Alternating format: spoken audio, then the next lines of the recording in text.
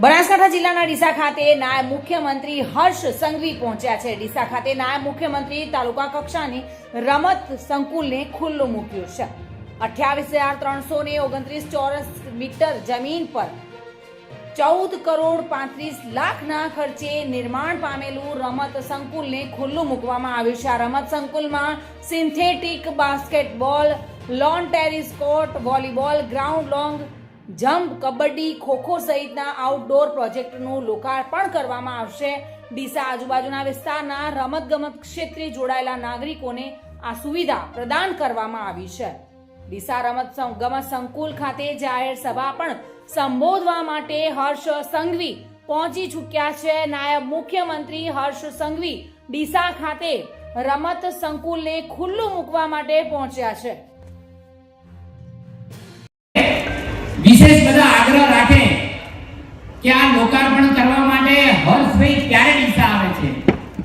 એક બે વાર તારીખ આયા પછી પણ નાનું મોટું તારીખોમાં ફેરફાર થયું, છતાં પણ બધા એમ કીધું કે હર્ષભાઈ, માનનીય હર્ષભાઈ અહીંયા આવે અને અમારું આ લોકાર્પણ ડીસાના યુવાનોના સપનાઓ સાકાર કરવા માટેનું આ સંકુલનું લોકાર્પણ કરે।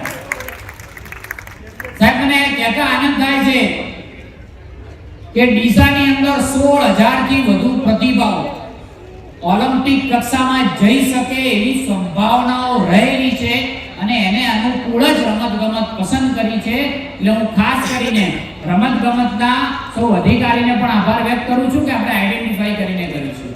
આજે હું મારા સ્વાગત પ્રવચનની અંદર આપણે હર્ષભાઈ સાથે એવા જ મારા મિત્રો અને યુવા મોરચાથી આગળ આવ્યા એવા જયરામભાઈ ગામી આ રમતગમત વિભાગના મંત્રી છે અને યુવા મોરચાના સભરમાંથી આજે મંત્રી બન્યા છે। આપનું પણ મંત્રી સાહેબનું સ્વાગત કરું છું। માનનીય સ્વરૂપજીનું પણ નાની ઉંમરે અમે બંને સાથે પહેલીવાર ધારાસભ્ય બન્યા અને પહેલીવાર મંત્રી બન્યા, આપનું પણ સાહેબ સ્વાગત કરું છું।